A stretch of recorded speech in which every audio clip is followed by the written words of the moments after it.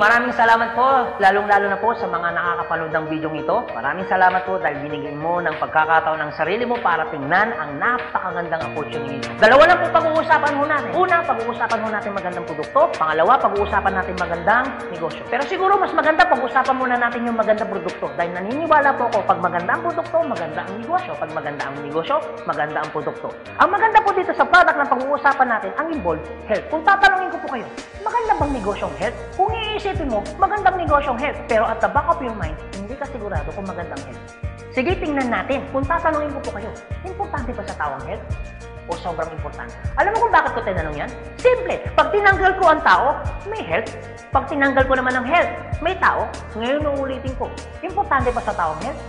O sobrang importante? Kung sobrang importante sa tao ang health, anong ibig sabihin? Nagiging importante na rin sa tao ang business mo. Dahil ang business mo, health. Since tao po pag-uusapan mo natin, naniniwala po ba kayo na ang tao may katawan? Oo naman. Kung tatanungin ko po kayo, importante ba sa tao ang katawan o sobrang importante?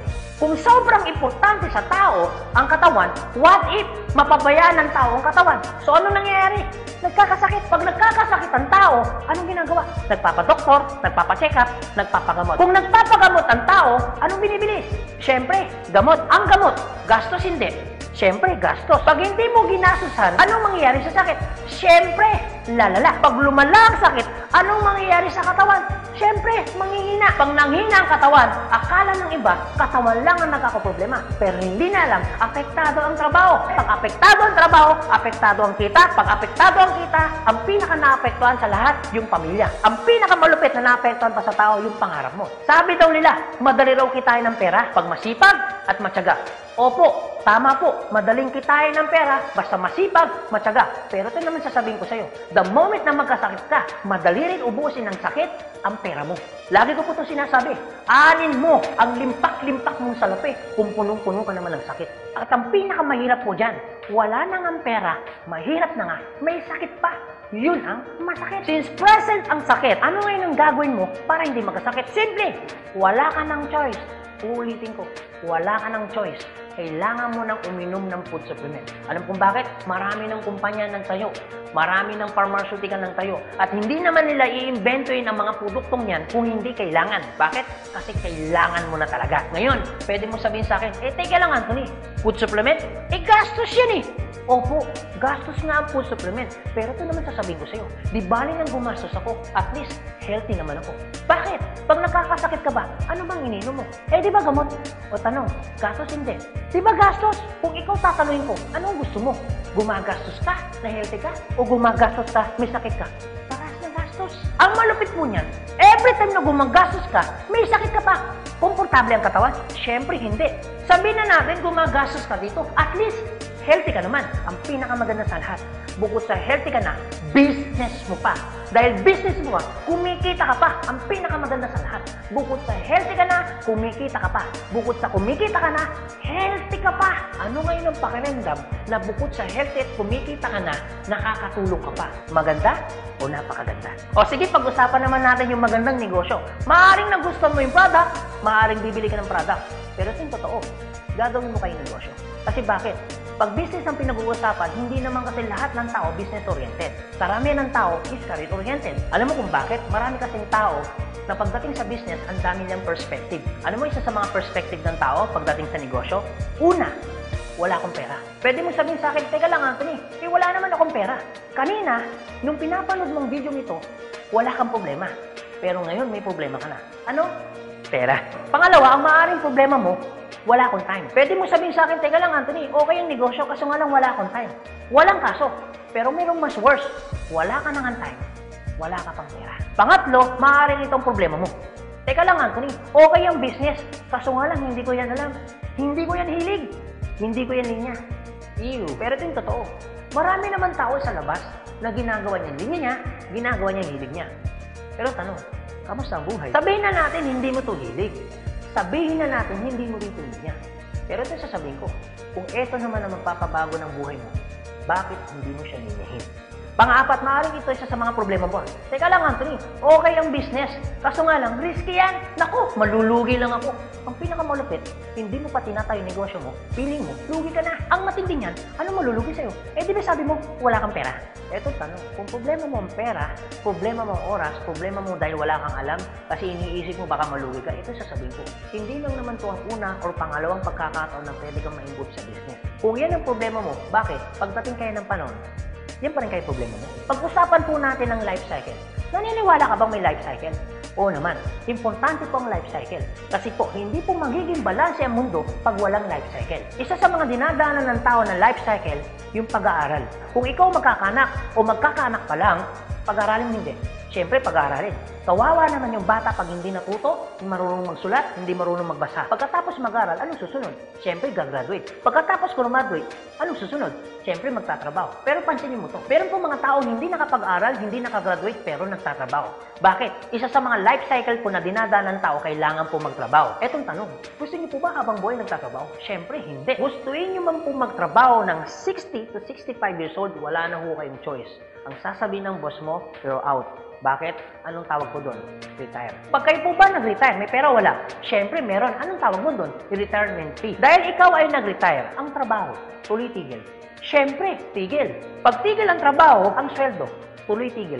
Siyempre, tigil. Dahil tigil ang trabaho, tigil ang sweldo, ang gastos, tuloy-tigil. Siyempre, tuloy. Dahil tuloy ang gastos, ang retirement fee na pinaghirapan mo, maubos hindi. Siyempre, pwedeng maubos. Para hindi maubos ang perang pinaghirapan mo, anong gagawin mo? Maaaring nag-iisip mo ngayon kung ikaw nakakapanood ng video ito. Maaari at siguradong maiisip mo ngayon, business. Ito tanong. Kung papasok ka ngayon sa business para hindi maubos ang pera mo, teka lang, akala ko ba kanina, iniisip mo, teka lang Anthony, wala akong pera kasi mamumulan ako dyan. Pero sabihin ko, kung iniisip mo kanina, wala kang puhunan, mamumuhunan ka kasi, eh di ba ganun din dito? Mamumuhunan ka rin.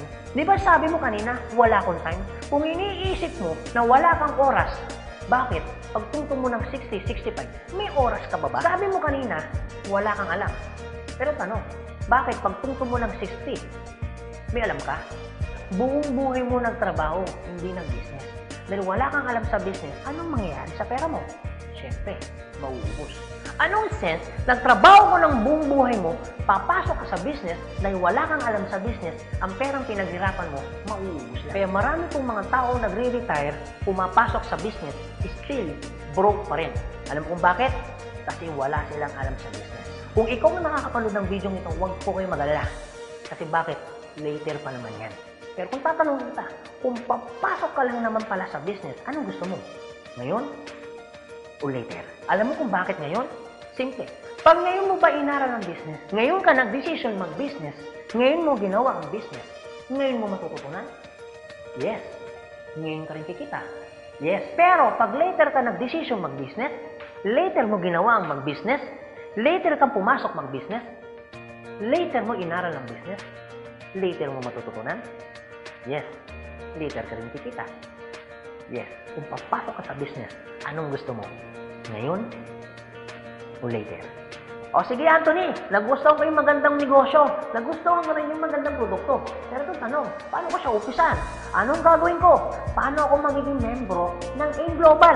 Ganito po kasi yan. Una po, kailangan nyo pong bumili ng global package. Tanong, magkano naman ang global package? Ang global package po ay 7,980 pesos. Pero teka lang Anthony, mukhang yata ang laki. Opo, malaki po siya kung gastos. Malaki din po siya kung wala kang pera. Pero teka lang, kung negosyo ang pag-uusapan natin, 7,980, malaki o maliit? Alam niyo po, sobrang liit lang po yan. Maaari pong malaki po ang 7,980 pesos kung hindi mo makikita yung value ng pera mo. So kung gusto ko po mangyari, ipakita ko po sa inyo kung anong value ng 7,980 pesos mo. Una, magkakaroon ka ng product na worth 6,000 pesos. Pangalawa, magkakaroon po kayo ng insurance. Meron po kami tinatawag na personal accident insurance na 200,000, unprovoked murder and assault na 50,000 pesos, 10,000 pesos medical reimbursement. Hindi lang yan, meron pa kami tinatawag na burial assistance na 10,000 pesos. Pangatlo, magkakaroon ka pa ng discount from 25% up to 50%.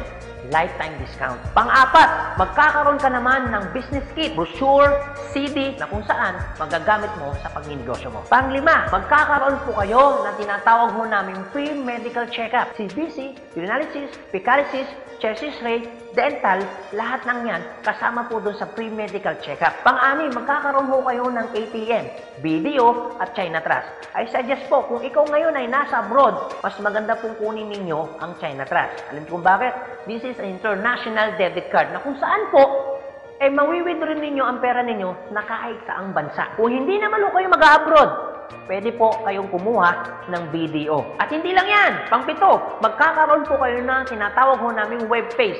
So ano pong advantage ng web page ho natin? Magkakaroon ho kayo ng DTC, Distributor Tracking Center, na kung saan mamomonitor nyo lahat ng transaction na nangyayari po sa business ninyo. At hindi lang yan, ang pinakamaganda, yung pang-walo. Meron po kami tinatawag na scholarship program. So, ibig sabihin, pag naging member ka ng AIM Global, automatic bibigyan ho namin kayo ng scholarship certificate. So, ang maganda po doon, sa scholarship po natin, transferable. Ibig sabihin, kung ikaw yung member, siya hindi member, kahit hindi mo kakilala, pwede niyo po itong i-transfer. At hindi lang ho yan. Ang maganda po sa scholarship po natin, ito po ay wala pong expiration. Kung ngayon ka ng member, bukas o bukas makalawa o 2 to 3 years from now, saka mo palang ginamit yung scholarship po namin o yung certificate po namin, hindi po siya may expire. Pwede nyo pa rin siyang gamitin. Ang maganda po dun sa scholar certificate po namin, wala ho tayong quota. No hidden agenda. Na pag yung bata po in-enroll mo na, hindi ho kayo obligado na gawin yung negosyo. Nasa sa inyo na lang po kung gagawin yung negosyo, hindi. Basta yung anak niyo po, tuloy-tuloy po yan sa pag-aaral.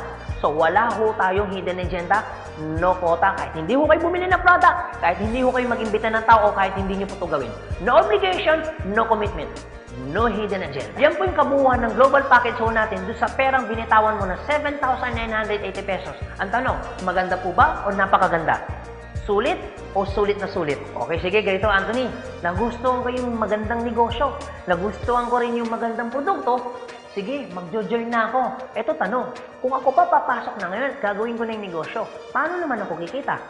Ganito po yan. Una, kikita po kayo sa tinatawag naming retailing. Sa retailing naman po, from 25% up to 50%, kikita ka. Kung hilig mong magbenta, aba, bagay na bagay ka dito. Kung hindi ka naman mahilig magbenta, wala din pong kaso. Pangalawa, eto po maganda. Meron po kaming tinatawag na binary income. Sa binary income, dalawa pwede nyo pong pagkakitaan. Una, pwede ho kayong kumita sa tinatawag namin direct referral bonus. Magkano direct referral bonus? 500 pesos. At pangalawa, pwede naman kayo kumita sa tinatawag namin match sales bonus o madalas ang tawag ho namin dyan, pairing bonus. Magkano naman ang pairing bonus? 1,500 pesos. O sige Anthony, mukhang maganda yung binary income na yan. Paano ka pa kikitain yung direct referral bonus na 500 at paano ka naman kikitain yung pairing bonus na 1,500? Okay, ganito po yan. Pag sinabi pong binary, dalawa po yan. It's either ilalagay mo sa kanan o ilalagay mo sa kaliwa. Ang trabaho mo, mag-imbita. Pag ikaw ngayon nag-imbita, at yung inimbita mo ay bumili ng global package, sabi na natin, dalawa yung inimbitahan mo. Yung isa, inimbitahan mo, nilagay mo sa kanan. Yung isa naman, inimbitahan mo, nilagay mo naman sa kaliwa. Pagbili ni A, automatic, meron kang tinatawag na direct referral. Pagbili naman ni B, automatic, may kikitain ka naman na direct referral ng 500 pesos. At hindi lang yan, meron ka pang bonus. Pag may pumasok sa kanan mo at may pumasok sa kaliwa mo, automatic, magpipair po siya. Magkano pong pairing bonus? 1,500 pesos. Basta ang usapan po, every time may papasok sa kaliwa, every time may papasok sa kanan, automatic po, pairing 1,500. Sa tingin mo ba, si A, meron din bang kaliwa? Meron din kanan? Si B, meron din bang kaliwa? Meron din bang kanan? Sa tingin mo ba, ikaw pa ba ang nag-imbita dun sa inimbita ni A and B? Siyempre, hindi na. Eto maganda. Sa labas, no work, no pay. Pero sa amin, yung taong dinala ni A at ni B, automatic, kikita ka pa rin ng pairing bonus. Magkano pairing bonus? 1,500 pesos. Ibig sabihin, dalawa yung pumasok. Magkano po yun? So, ibig sabihin, kikita ka ng 3,000 pesos. No work, pero with pay. Sa tingin niyo po, pagdating po ng panahon, yung grupo po ni A, dadami? Yung grupo naman ni B, nadami? Oo naman. So tanong, may iwasan bang lumaki? Siyempre, hindi. Eh what if, Anthony, may pumasok isa? may pumasok isa, araw-araw. Anong ibig sabihin po niyan? Eh di ibig sabihin, araw-araw po, kikita ka ng 1.5. Eh paano kung kay Anthony? Dahil lumalaki po ang grupo, eh paano kung may pumasok 10 dito? Eh paano kung may pumasok dito 10 dito? Anong ibig sabihin yan? Eh di 10 po ng 1.5. So magkano yung 10 ng 1.5? Eh di 15,000. Eh paano kung araw-araw yan? Eh di ang ibig sabihin po yan, araw-araw po yan, 15,000, 15,000. Tuloy-tuloy po yan. Ang pinakamaganda niyan, yung 15,000 po ba? Malaki maliit? Siyempre malaki. Pero hindi lang po yan. You have opportunity para kumita ng 24,000 pesos per day. Alam ko medyo nag-iisip ka. Maaaring iniisip mo na hindi ka kikita. Pero maaaring iniisip mo rin na kikita ka. Pero kung mag-isip ka ng hindi ka kikita, kung mag-iisip ka ng kikita ka, para saan ginawa mo? Nag-isip ka pa rin. Pero kung mag-iisip ka lang naman, mas maganda lang pong nag-iisip ka, nakikita ka, kaysa naman nag-iisip na hindi ka kikita. Ito po masasabi ko sa inyo. Kung gusto mo ng pagbabago sa buhay, dapat may baguhin ka. Pero pag wala kang binago, walang mababago. Ang tanong, gusto mo ba ng pagbabago sa buhay? Siyempre, oo. Ang tanong, kailan mo uumpisahan ng pagbabago? So guys, maraming salamat po sa inyong lahat. God bless, and to God be the glory. See you at the top. Thank you.